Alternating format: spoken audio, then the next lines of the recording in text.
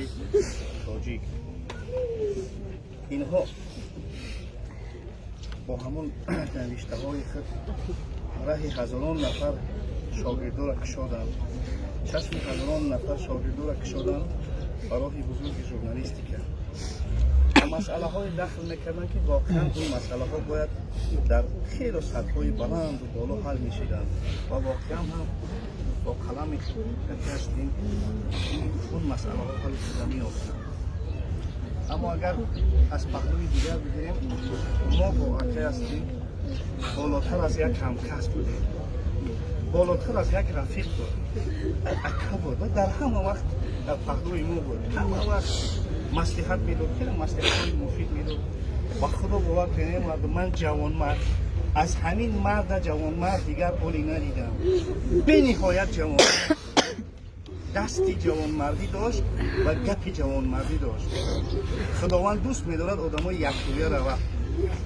اکثر آدم یکرویه همه وقت یک گپ داشت و اون گپ فقط گپی حقیقت بود و این حقیقت بابایشون حضور می‌برد.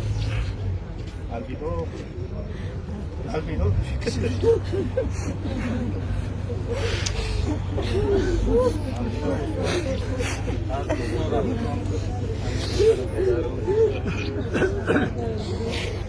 بابایشون از دین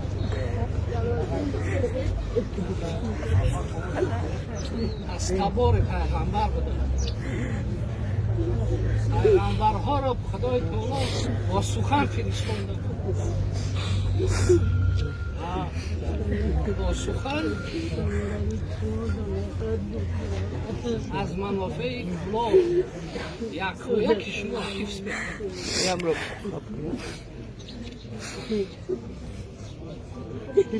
حتی وقتی که شدیداً مریض بود همین همسایه را بود، همین رفیقا را همین مردم عادی را میخواد. من شاهیدم، روزو هم جوانتر بود، اکی احمد سورابشا شاهید هستی از حکومت بارها وظیفهش دادن، بارها وظیفه دادن. و چی خاطر؟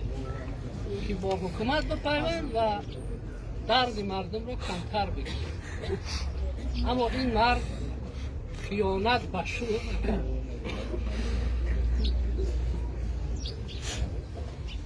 نتوانست دلخواه منصب را بگیرد.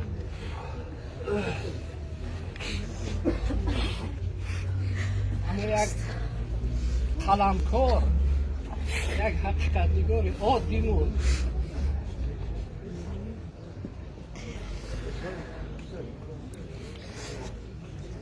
درباره جسارت، ناترسی و هویت مردی